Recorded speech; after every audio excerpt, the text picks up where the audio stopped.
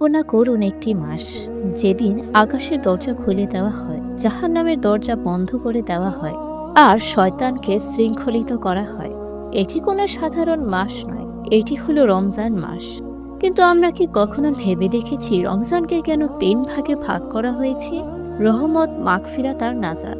আজ আমরা জানবো এই 3 দশকের গভীর রহস্য এবং কিভাবে এই 30 দিন আমাদের পুরো জীবন বদলে দিতে পারে। ভিডিওটি শেষ পর্যন্ত দেখুন, কারণ শেষ অংশে থাকছে এমন একটি দোয়া যা আল্লাহর কাছে সবচেয়ে প্রিয়। প্রথম দশক, যেদিন রহমতের দরজা খুলে যায়। রোজার প্রথম 10 দিন হলো রহমতের। রহমত মানে কি? আরবি রহমা শব্দ থেকে এসেছে। এটি সেই দোয়া যা মা তার সন্তানের প্রতি অনুভব করে তার চেয়েও বহুগুণ বেশি। একটি হাদিসে এসেছে আল্লাহর রহমতের মধ্যে 100 ভাগের মধ্যে 1 ভাগ পৃথিবীতে নাজিল করা হয়েছে আর 99 ভাগ আখিরাতের জন্য রেখে দিয়েছেন। ভাবুন যে পৃথিবীতে আমরা সামান্য দয়া দেখি, সেটি মাত্র 1 ভাগ। রহমত মানে শুধু দয়া না, এটি আল্লাহর এমন এক করুণা যা পাপী বান্দাকেও আপন করে নেয়। কুরআনে আল্লাহ তাআলা বলেন, আমার রহমত সবকিছুকে পরিবেষ্টন করে আছে। ভাবুন তো, আপনি যতই গুনাহ করে থাকুন, আল্লাহর রহমত তার চেয়ে বড়। এই 10 দিন হলো নিজেকে নতুনভাবে শুরু করার সুযোগ। যারা নামাজে অলস ছিল, যারা কোরআন থেকে দূরে ছিল, যারা কিনা গুনাহে ডুবেছিল, এটাই ফিরে আসার জন্য উপযুক্ত সময়। এই দশকের করণীয়: 5 ওয়াক্ত নামাজ ঠিক করা, প্রতিদিন কোরআন তিলাওয়াত শুরু করা, তওবা করা, গীবত, মিথ্যা, হারাম থেকে নিজেকে সরানো। এই 10 দিন ঠিক করলে পুরো রমজান মাসে আপনার ঠিক হয়ে যাবে। দ্বিতীয় দশক, মাগফিরাতের দরজা। 11 রমজান থেকে 20 রমজান পর্যন্ত হলো মাগফিরাত। এবার আসি মাগফিরাতে। মাগফিরাত মানে সম্পূর্ণ ক্ষমা। আমরা সবাই ভুল করি, কেউ প্রকাশ্যে, কেউ গোপনে।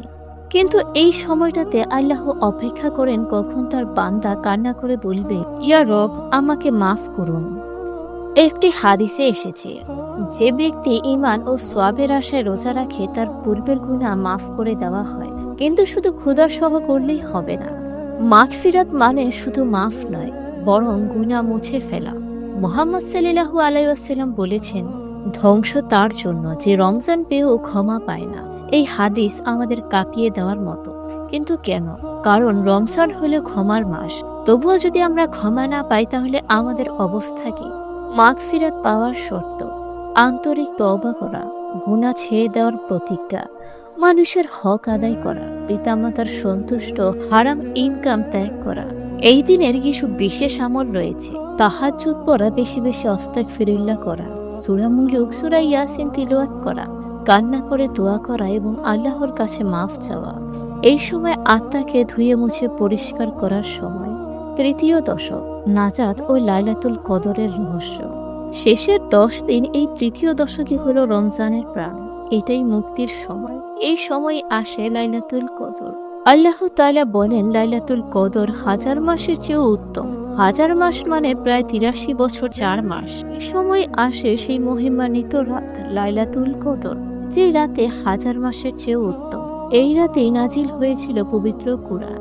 তাই এই শেষ রাতই হলো চূড়ান্ত সুযোগ। এই সময় আমাদের করণীয় হলো বেজর রাতগুলোতে বিশেষ ইবাদত করা, দীর্ঘতম সেজদা দেওয়া, কাঁদতে কাঁদতে দোয়া করা, ইতিকাফ সম্ভব হলে মোবাইল ও দুনিয়ার ব্যস্ততা কমিয়ে আল্লাহর দিকে মনোযোগ দেওয়া। এই সময় হাজার হাজার মানুষের নাম জাহান্নাম থেকে মুক্তির তালিকায় লেখা হয়। প্রশ্ন হলো, আমরা কি সেই তালিকায় থাকতে চাই? রমজান আসলে কি? রমজান শুধু একটি মাস নয়, এটা একটি ট্রেনিং সিস্টেম। প্রথম দশক হৃদয় নরম করে, দ্বিতীয় দশক গুনাহ জড়ায়, তৃতীয় দশক মুক্তির সার্টিফিকেট দেয়। যদি আমরা এই 30 দিনকে সঠিকভাবে কাজে লাগাতে পারি, তাহলে আমাদের পুরো বছর বদলে যাবে। রমজান শেষ হয়ে যাবে, কিন্তু আমাদের পরিবর্তন কি থাকবে? রোজার মূল লক্ষ্য কি? রোজার মূল লক্ষ্য হলো তাকওয়া অর্জন করা। তাকওয়া মানে আল্লাহকে ভয় করে জীবন পরিচালনা করা। রমজান শেষ হয়ে গেলে যদি আমরা আবার আগের মতো হয়ে যাই, তাহলে বুঝতে হবে আমরা শুধু ক্ষুধা পেয়েছি, তাকওয়া পাইনি। অনেক হাদিসে এসেছে, অনেক রোজাদার আছে যারা রোজা রেখে শুধু ক্ষুধা আর তৃষ্ণাই পায়। তারা কারা?